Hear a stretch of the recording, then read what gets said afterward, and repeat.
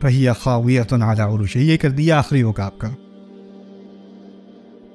اللہ کہتے ہیں بستیوں کے بارے میں جو تباہ کی گئیں، اللہ تعالیٰ نے کچھ بستیاں تباہ کی تھیں نا، ان کے بارے میں کہا ہے کہ وہ اپنی چھتوں پر الٹ دی گئیں، اپنی چھتوں پر الٹ دی گئیں۔ آپ مجھے بتاؤ، آپ کیا اندازہ کرتے ہو کیا کیا گیا ہوگا؟ اگر بستی چھت پہ الٹ دی گئی ہے تو کیا کیا گیا ہوگا؟ یعنی بستی اٹھائی اور پراٹھے کی طرح فلپ کر دی ہے شاید، یا پھر یہ محاورہ استعمال ہو رہا ہے، اور یہ محاورہ قرآن میں دو قسم کے سیاق میں استعمال ہوا ہے۔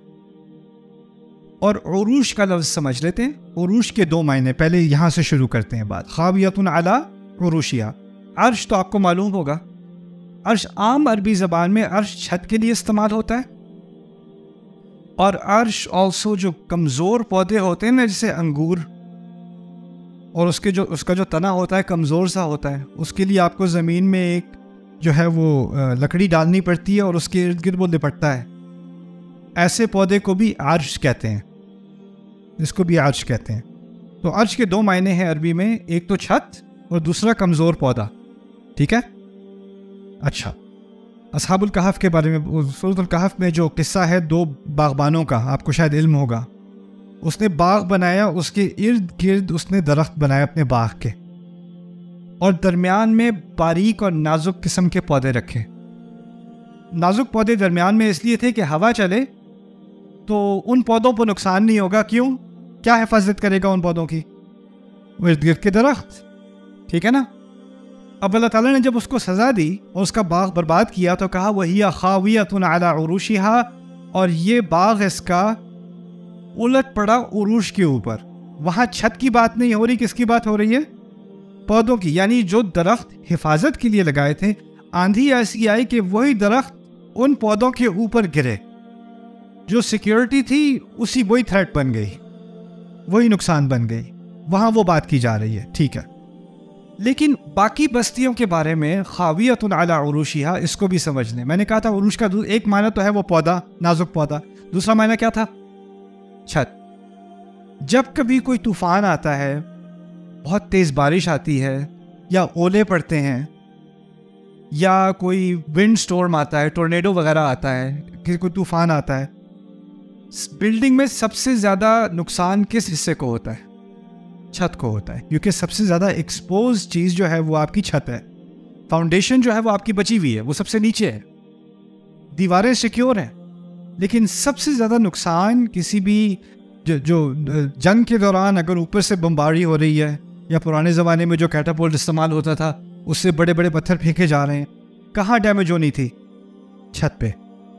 اچھا، چھت پہ اگر جنگ نہ بھی ہو رہی ہو، طوفان نہ بھی آ رہا ہو، کسی نے گھر خریدا ہو تو اس کو پتہ ہے مسئلہ کہاں پہ ہوتا ہے، زیادہ سے زیادہ چھت پہ ہوتا ہے۔ اس میں سیلن آ جاتا ہے، اس میں سوراخ ہو جاتا ہے، اس میں جانور گھس جاتا ہے، اس میں سے پانی لیک ہونا شروع ہو جاتا ہے۔ مسئلے ہمیشہ کہاں کے ہوتے ہیں؟ چھت کے۔ اور ایک دفعہ چھت پہ مسئلہ ہو جائے، سارے گھر میں مسئلہ شروع ہو جاتا ہے، اس کی بار بار ریپیئر کرنی پڑتی ہے۔ اب اللہ تعالیٰ نے اتنا تو بتا دیا کہ کچھ بستیاں تباہ و برباد ہو گئیں۔ جب تباہ و برباد ہوئیں تو چھت ڈیمیج ہوئی کہ نہیں؟ لیکن چھت کو مینٹین کرنا اور اس کو دوبارہ فکس کرنا، ریپیئر کرنا، اس کی مرمت کرنا، اس کے لیے کوئی تھا کہ نہیں؟ وہ تو سب مر چکے۔ اب چھت کی کسی نے ریپیئر نہیں کی، کسی نے مرمت نہیں کی، تو کچھ 5 سال بعد، 3 مہینے بعد، 10 سال بعد اس چھت نے کیا کرنا ہے؟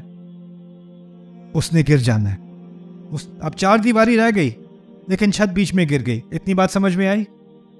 اب جو 4 دیواری رہ گئی، اس کی سپورٹ اصل میں جو دیواروں کو جوڑے ہوئے تھی اور دبائے ہوئی تھی وہ چھت تھی۔ اب وہ دیواریں اکیلی کھڑی ہیں، اب ان کے اندر سیلن جا رہا ہے، ہوا گزر رہی ہے، موئسچر جا رہا ہے، وہ کمزور ہوتی چلی جا رہی ہیں، اور پھر 10 15 20 100 سال گزرنے کے بعد وہ دیواریں بھی گرنے لگیں۔ اور جب وہ گریں تو کس کے اوپر گریں؟ چھت کے اوپر گریں۔ وَهِيَ خَاوِيَةٌ عَلَى عُرُوشِهَا، چھتوں کے اوپر وہ گر پڑی۔ یعنی یہی نہیں کہا کہ بستیاں برباد ہوئیں، سینکڑوں سال بربادی میں ویران رہیں، یہاں تک کہ چھتیں بھی گریں، اور اس کے کئی سال بعد دیواریں بھی چھتوں کے اوپر گریں۔ اور جگہ کہا والمؤتفکۃ اہوا، اور پھر ان کو دبا دیا گیا. جیسے اگر آپ رومن روئنس کے پاس جائیں یا کوئی پرانے جو آثار ہیں قدیمہ ان کے پاس جائیں، آپ کو ستون نظر آئیں گے، نہ دیواریں نہ چھت، کچھ نظر نہیں آئے گا، بس ستون نظر آئیں گے. کیوں؟ چھت کئی سالوں پہلے چھت گر چکی، اور اس کے کئی سال بعد کیا ہوا؟ دیواریں گر چکی، اور وہ سب دفن بھی گئی زمین کے اندر. وہ سب تھوڑے تھوڑے ستون نکلے ہوئے ہیں، وہ نظر آ رہے ہیں. اور یہ تعبیر اتنے تھوڑے الفاظ میں اللہ تعالیٰ نے سینکڑوں سال کی تاریخ کو بیان کر دیا. وہی خاویۃ علی عروشہا. تو اس پہ انشاءاللہ